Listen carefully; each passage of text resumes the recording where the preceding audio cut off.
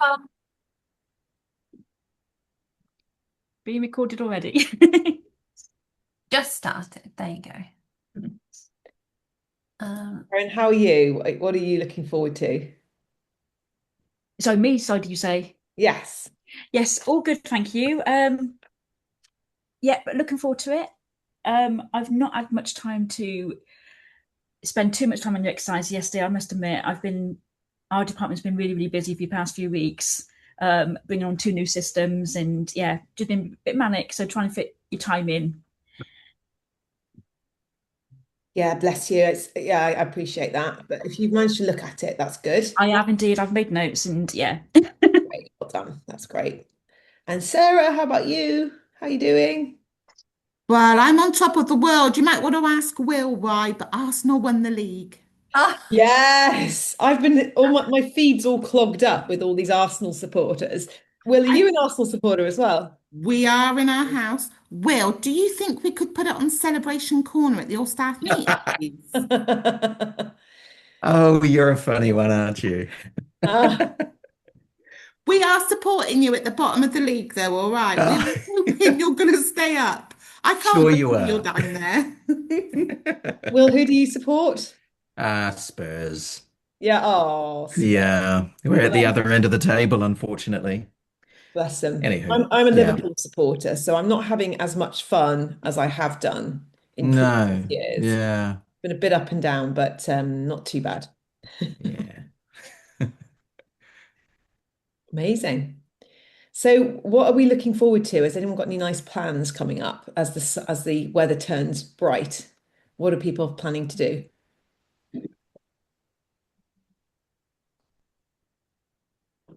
Any Go plans, for Karen? some walks and things. It's going to be a nice weekend, isn't it? So it's yeah, get out and about a little bit if we can, really. Yeah, I think it's going to be a lovely weekend, and really hot by the look of things. So, Yeah. I noticed a paddling pool in the shed I'd forgotten about, so that might have to come out. I'll bring my paddleboard over, Laura.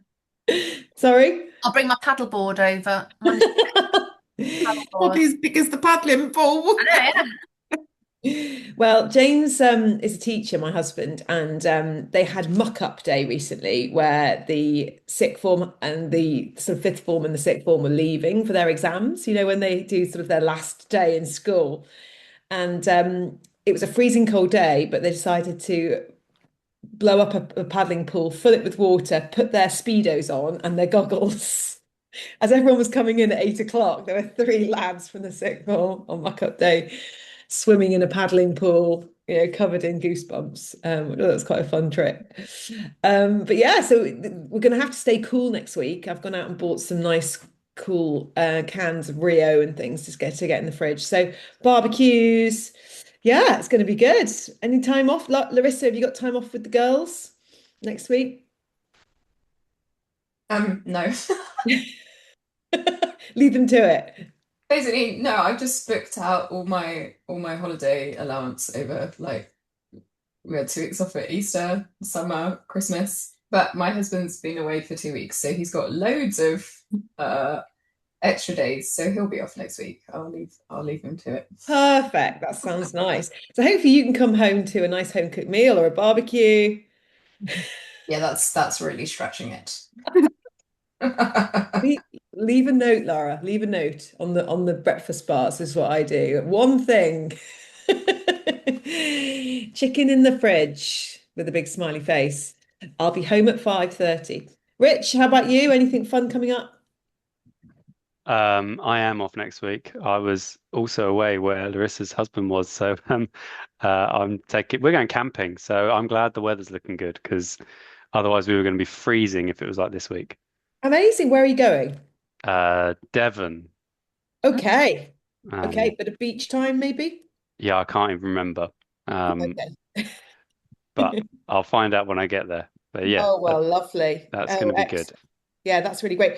Tell us were you in Jakarta by any chance? I was in Jakarta. Can you Yes. tell us any highlights? I've been really enjoying hearing about it from various people. Uh, I mean, I can't tell you much about Jakarta.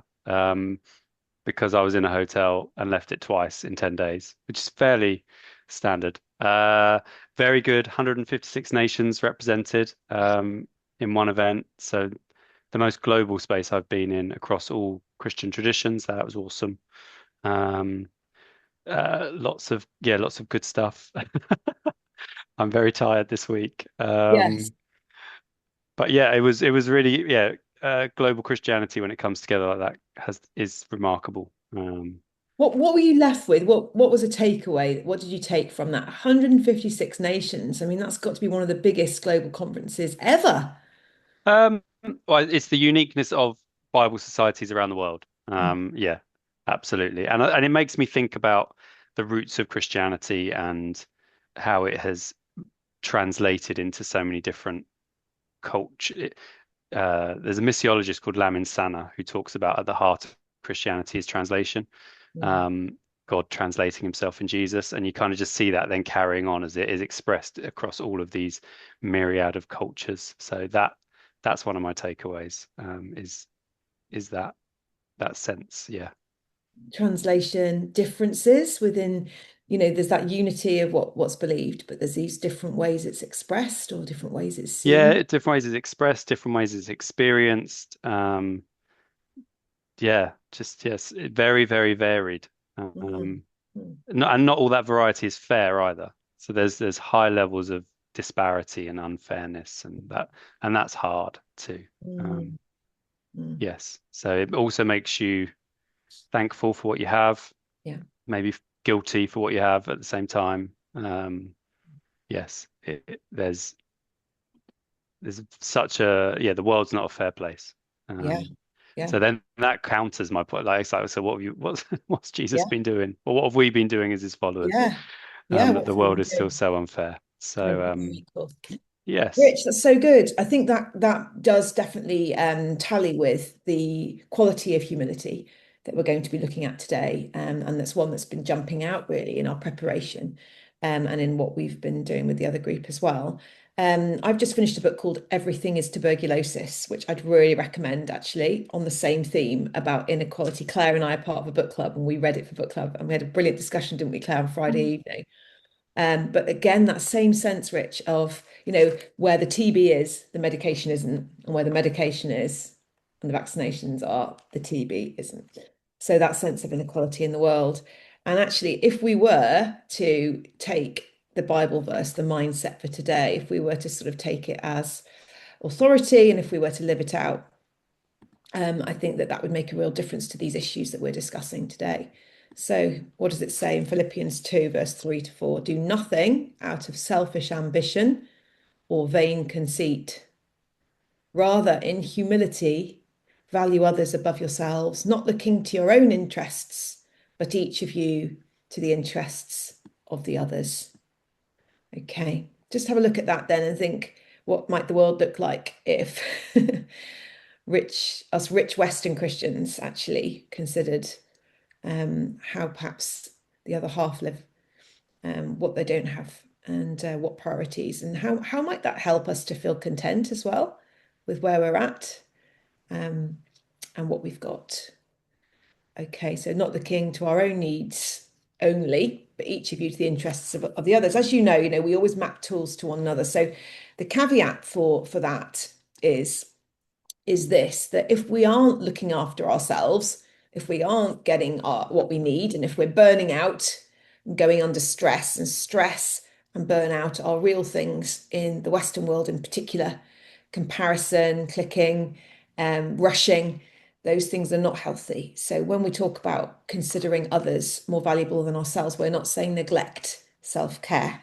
Our bodies are temples. So we've already done that piece of work. So we want to hold that in one hand whilst thinking about this verse in the other. And as Claire and I were just discussing it, what this verse means to us and what it means within the context of the tools, we also were thinking about this passage that we've looked at recently, this piece of toolage, I think was what I was going to say. Because Claire made that distinction, she's a therapist, and she was making that distinction between when we're not living in a place of humility, we're often living in a place of shame. We're living in a place of shame. And when we're in a place of shame, we are afraid, we're trying, we're striving, and we're trying to prove things. And there's probably people in our past, perhaps a family member, that we're trying to prove things to. But look at what it does. It keeps us walled in. It keeps us separate from relationship. And that's a really good link with that passage. We aren't connected. If we're acting out of selfish ambition, if we're trying to prove, if we're trying to strive, if we're living under shame, then we can't connect with other people. It's not that we should neglect ourselves, it's that we need to be connected and living in that relationship of love with others. Those who refresh others will be refreshed themselves. So it's about being able to have that flow, that compassionate flow between people. And that's what we're thinking about today. So that's our mindset for today, is how can we think about others and how can we act in a way that actually helps us to be people who can connect, who are responsive. So the first tool is this one, responsive versus resistant. And if we're living in that shame space, if we're dominating ourselves and also other people, the way that we'll come across is insecure, constantly looking for reassurance all the time, arrogant, in other words, boastful, overexerting our own needs, and prideful. And that can sometimes be inner, it's not always extroverted, but that sense of finding a reason within why we are better than someone else, or something to take pride in, taking pride in things that are temporal. And that is contrasted here with the liberating responses. So if we're liberated, if we're combining that challenge and support within, then we will be secure, okay? We'll be secure in ourselves. And just to toggle back to 5 circles of influence, being secure means that self space, which includes our relationship with God, who we are spiritually, where we're deeply anchored, that will be green, that will be healthy, that will be well watered. And a friend of mine says, we don't give to others from our cup, we give to them from our saucer. In other words, the overflow. If we're full, we have stuff to share. We can't help ourselves but share with others because of the overflow. So security is really important, how we're feeling about ourselves within. Confidence follows. Okay, it's not, there's a real contrast there between being arrogant and being confident. How does that look different? The voices help us to foster confidence, don't they? I love it when I hear people say, because they've done their deep dive, they know their strengths and they know what they're good at. They're able to say, I am really good in the detail, but sometimes I might struggle to see the big picture or how things connect. Well, good for you. That's confidence. Okay. Likewise, someone else might say, I'm really good in a one-to-one situation. I really look after that person and prioritize them. I'm not easily distracted, but when it comes to the room, I just struggle a little bit. I need a bit more courage to speak up in a team. So we can all say what we're good at, but we're also able to say where our weaknesses are and therefore where we need others. Where are our blind spots? What are our tendencies? And where do we need other people to come alongside us? That's confidence. So I really want to hear us just speaking about our strengths. And then finally, humility. If pride is that comparison within, that sense of I'm better than someone else, or I've got this, look at me. Humility is that sense of actually celebrating others and being prepared to be appropriately vulnerable. We're secure, so we can be appropriately vulnerable when something isn't quite right. So an example from a few years ago was I felt really cross with my dad because he shouted at my son. And inside, I thought, how dare you do that? There's a bit of pride that rose up within me. And I was sort of tempted in that moment to say, Dad, don't speak to Gilbert like that, almost like he's my son and I'm proud and how dare you? But actually, the humble response was to be vulnerable in that moment. And it was much more effective. The humble response was to say, Dad, I'm a bit upset about how that played out. Gilbert's a bit offended. Do you think you could have a word? My dad's a humble guy, increasingly, particularly as he came to faith when, not that long ago, actually, in adulthood.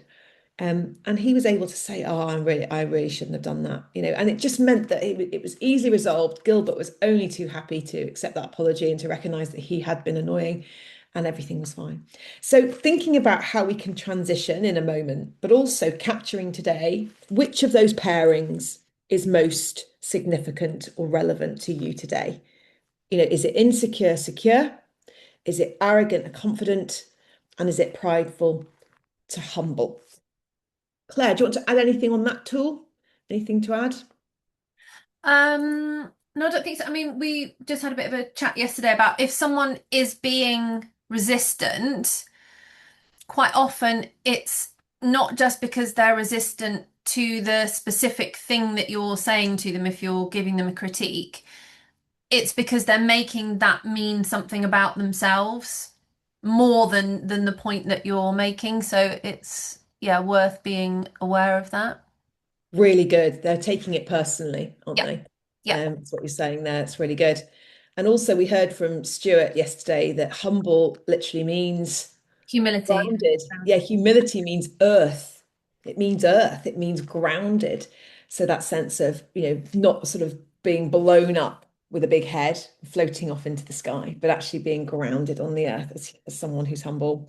Wonderful. Thanks, Claire. That's really helpful. When we're being resistant, we're making something mean much more than it should. So think about that a little bit. Which of those pairings? So just log that. Which of those pairings? We're going to rattle on to the next tool straight away. It's quite a lot to do today. So just log which of those pairings is most resonant for you today. And then we're going to ask Claire to talk us through the investing time tool, please. Okay, so hopefully you've all seen that we have informal and spontaneous and formal and structured. And the reason that this is depicted as a tightrope is because it's a balancing act. We need both. And I think structured and formal is essential to sort of officially share processes or training. And it's easier to identify where those moments are going to happen in an office environment on a daily and weekly basis, and even if you're working virtually. But what do spontaneous and informal look like when you are developing your leadership toolkit, particularly with a virtual lens? Traditionally, you can bump into people if you're making a cup of tea, having lunch, and those little moments of connection build up over time. So if we're thinking about virtually, what can you do that is going to be achievable for you? So could you have open office hours where people are co-working virtually? Could you have, or do you have a separate communication channel like Discord or Teams chats where people can drop in and drop out? Or could you send a voice note to someone, because being able to hear someone's pace and tone and the intonation of what they're saying is very different than if they're reading it on an email. And it's not about giving you loads of extra complicated ideas. It's just really giving you options to build real relationship trust intentionally that are going to replicate scenarios that would happen naturally in person. So if you have a think about what your default is, mine is naturally spontaneous, and I feel like I don't even have to think about those. I just sort of will naturally reach out to people, but I would have to be much more intentional in doing formal and structured time. Laura, what's your default? Yeah. Well, Claire and I are complete opposites on Myers-Briggs, so you'd expect that to be the opposite. And it's true. My default is formal. So I'm good at putting things in the diary and giving people those regular times, but sometimes I cannot be interruptible.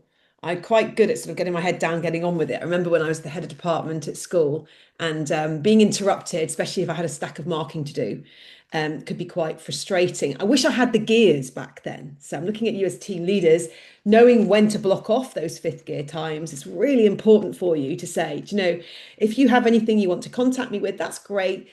My sort of office open hours are 2 till 4 today. You can have different times and different labels. So just a reminder there of the importance of the 5 gears for this tool. Don't feel you need to be informal and spontaneously interruptible all the time. Okay, it's fine to have zones. But I did have to learn then to be somebody who was interruptible. There was one particular member of staff who loved to collaborate and chat about things, and that could be quite frustrating at times. But I learned to embrace it to the point where he became my husband. So I do like to tell stories about that time, which was quite fun. So James and I also have the opposite tendency here. Claire, thanks. Anything else have we done there for that? That was great. Great summary. I love lots of the things you said there. The tightrope. It is about a tightrope. You don't want to give too much time spontaneously. You don't want to give too much time formally. Play with it. Play with it. Sometimes you might be having a one-to-one with somebody every other week, every fortnight. Might be too much. Or an hour might be too much.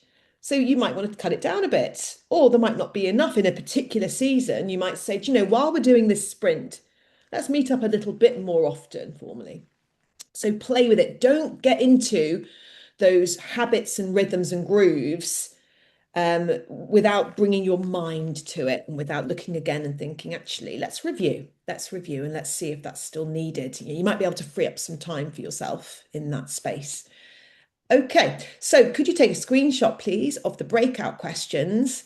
So resistant, responsive, which of the pairings is my learning opportunity? That might take up the whole breakout and that's fine, but make sure both people get to chat. And then you might want to look at the informal or formal. Which of those is your default? It might not take very much time saying that. And which is your learning opportunity? If you get time, think of a particular person who needs perhaps a bit more of your spontaneous time or a bit more of your formal time. I'm going to give you 10 minutes for this so that you get a good chunk of time to chat those questions through. I think you'll really enjoy doing that. So any questions from anybody before you go off to the breakouts? Yeah, just a quick one on the previous slide where you had the humility and all of that. I didn't get a screenshot of that. Could you Yeah, let's go back. to that? That'd be Absolutely. There you helpful. go. Yeah, great. Got it. Wonderful. Thank you. Good stuff. Anybody else? Yep. Great. See you the other side. Have a really fun time together. Can't wait to hear what you come back with.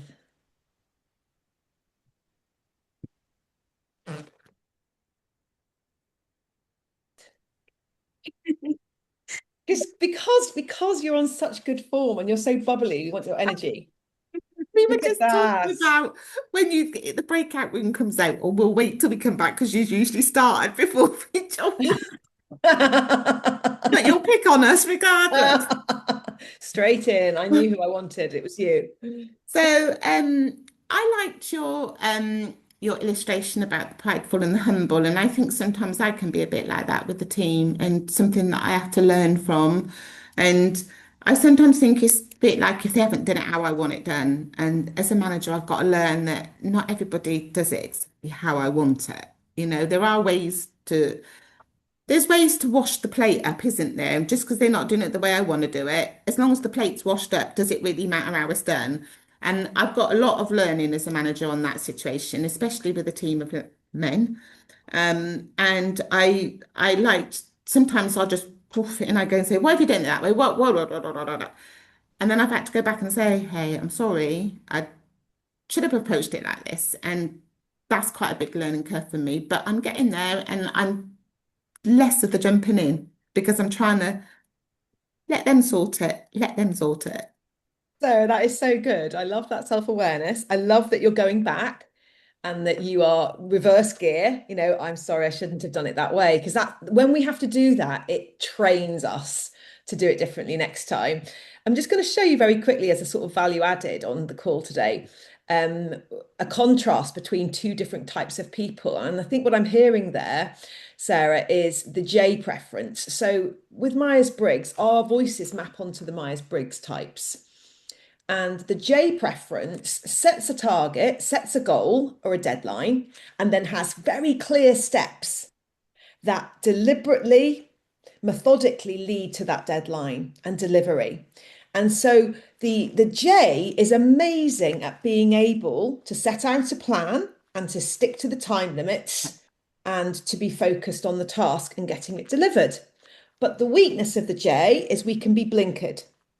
The J can have blinkers on and can perhaps just not see that there are different ways to skin the cat, or that new information might have come in, or new ways of doing things might have come in that may suggest that actually the way you were going to do it isn't perhaps the best way. So the strengths and weaknesses of the J type, just as there are strengths and weaknesses of, are you ready for the other type, the opposite type? Let's see who can see themselves in these two types. The P. The P preference similarly has a deadline or has a task that has been set, but they don't have a set way of leading towards that deadline. They start to go there, but actually some new information might have come in that has taken them off in that direction. So they've then gone and done that. So when Stuart mentioned this Latin word for humble yesterday, Claire and I jumped on the call, and Claire's gone and got her Latin dictionary, and she's now researching humility and the Latin root because Claire's a P, and that has sent her off on this interesting diversion that will add to the outcome down the line. So actually, we weren't going to mention the Latin word, but we have done because we've diverted slightly using that that P sort of preference. So you can see how this can happen. Now, this can be really difficult. Can you see how there can be a clash? If you're a team leader who's a J, you can sometimes, that nice orderly way, you can think that's the right way of doing things and that the P way is the wrong way of doing things. But likewise, the P might say to the J, look, you've had your head down, getting everything done just like that. It's all very neat and tidy, but that's not the best way of doing it anymore. You could save yourself loads of time, or there's this better way that's come in, or it's no longer relevant, actually, the project you've put together, because we've realized now in this world that's ever changing that actually the problem isn't what we thought it was. The problem has changed because new information has come in. So the P is brilliant at seeing opportunities, at seeing links between things, at bringing in new information, but they do need the deadline to get it over the line because look at that flurry of activity that happens just before the deadline. They need you to hold the deadline fast in order to do their best work. If we go, oh, we can see they're struggling. Oh, they haven't told me yet. There's no way they're going to get that done. And we remove the deadline, we aren't doing them any favors. Okay. So it might sometimes be good to give some check-in points along the way if you're getting worried as to whether they're actually going to deliver on the project. I Does love that feel that. relevant, Sarah? Yeah, I'm a J.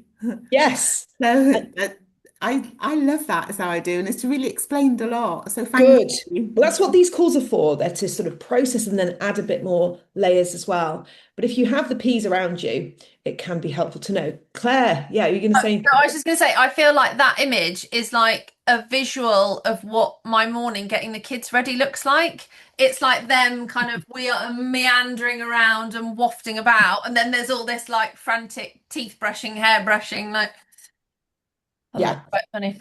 And you can feel like that on your team. But, I think I'm a you're a J. Sorry. Claire, yeah, Larissa, go ahead. You're a J. I was gonna say, I think you know you're a J if the P picture stresses you out. Yeah. Like, like I just look at that and go, no, make it go away. So my anxiety went, woof. It was like, oh no. But the P's can feel constrained by the J picture. I'm a J, I'm married to a P, and I can really appreciate that if I can't solve a problem because I just keep finding the same, I go, James, what's going on here? And he's like, oh, well, da da da da da. And wow.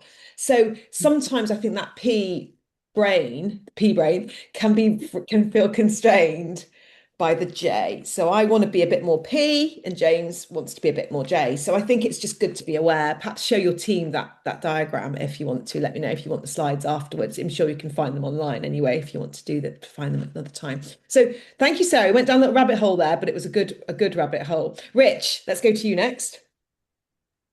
Yeah, me and Larissa had a good chat. We talked about the first one, insecure, secure. Yeah. I am quite good at masking that, but my internal demon is the battling of the insecurity around who am I to be here saying this, doing that. And then on the spontaneous and the formal, one of the things I really dislike about this setup of working these days is the spontaneous is just so difficult to facilitate, and I miss that around office working. Because I like the spontaneous, the informal, the energy that gives. Everything gets very formal and structured, and we become more like beings who are productive rather than relational beings in this way of working. So I want to get back to some informality. But we were laughing. I go to the office on a Thursday sometimes. And it's like a library because no one's there, so you don't actually get the informal. So yes, it's a challenge. True. Yeah. So actually, that's a question out there. Does anyone have any input on that? How might we find more ways in this hybrid working, in this very remote working space, to be informal and spontaneous? Any ideas? And also, sorry, we agreed formal fun is rarely fun. Let's have fun. I've scheduled fun at 6 o'clock on Saturday. Family fun is in the diary. You can guarantee it's not going to happen. Yeah, good one. Claire, you mentioned, I think, a sort of way of gathering people or having a chat type, a chat Yeah, type space. and I had a good chat with Rachel yesterday actually, and she felt like depending different with different members of her team, but actually she will have a sort of spontaneous chat sort of going with them either. I can't remember what system she said that you use, but she felt like that was quite good. But then she will also use WhatsApp sort of informally as well. But Laura and I, we were talking yesterday, weren't we, about leaving voice notes Mhm. um, as yeah, as a good way to kind of keep that.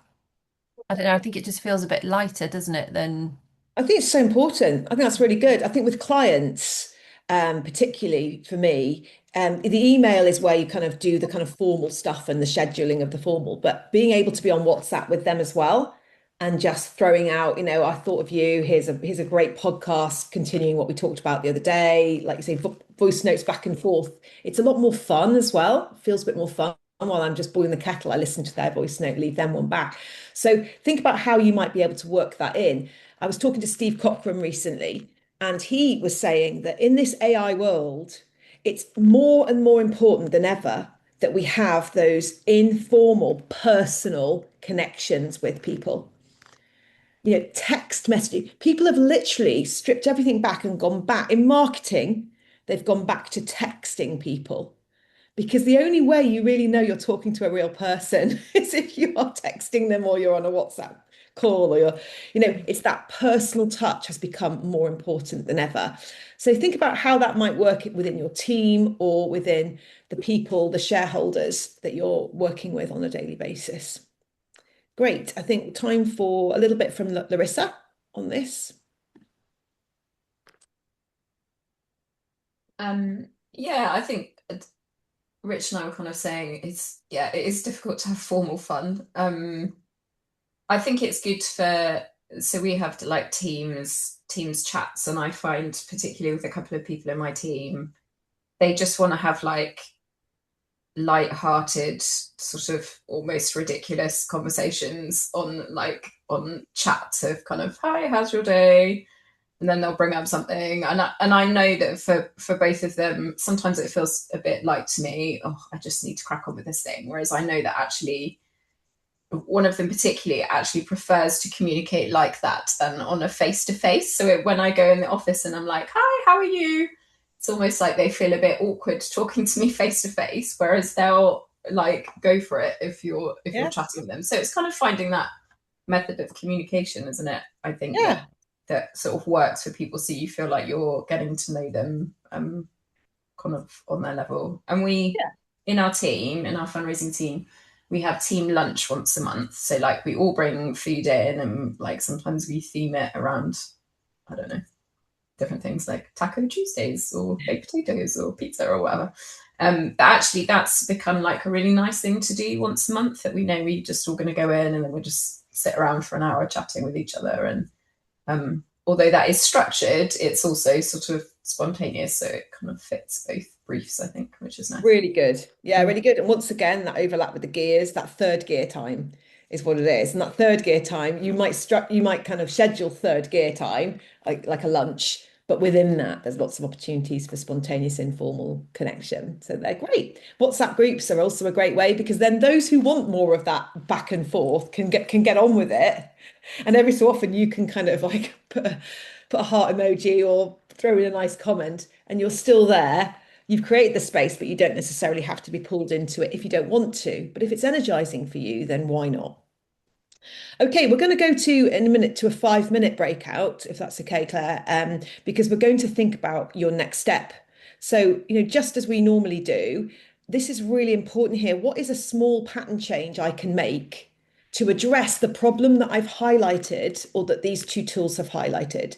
So, for example, I might say to myself, do you know what? With that person, I'm not making any room for them to have a formal time with me. I leave it all just down to, oh, contact me whenever you like, let me know, I'm always here. And actually, it'd be much better for them if I said, let's put in half an hour every 3 weeks just to check in on how you're doing. I know we're not working together as closely at the moment, but still, let's just put something in the diary. You can always move it. And if you ring me the week before and we have that half an hour, we can cancel it. But if it's there, they feel held. So what you're going to do, what's your one thing? Maybe on this tool, you think, well, it's secure. I'm just not feeling that secure. I'm feeling insecure. I'm looking to others too much to verify my being. I was with someone the other day and they said they're feeling insecure and they're constantly looking to their organization to validate them. Okay, what's the answer? Bring it into the middle. How can you create spaces for yourself to stand on that ground? To be grounded. What are you going to be grounded in? And your Bible Society, so little highlight there. How about God's love? How about the Bible? And how about doing that throughout the day, not just perhaps once? I took on Daniel's practice in the Bible of morning, noon, and night. I took that on a few years ago, and it's not loads of time.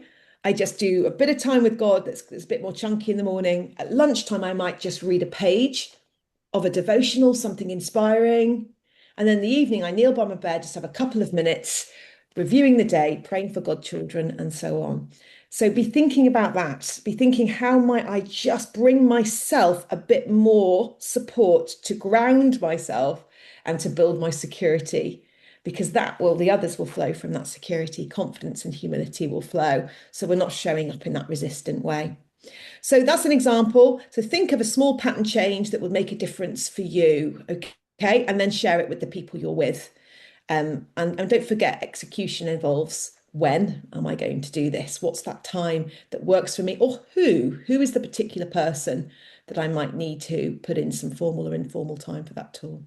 Any questions on the core process task? Great, 5 minutes. And then I'll be looking to Will in particular and Karen to speak up when we get back. So just so you know, Nora aware. Thank you so much in advance. See you in a minute.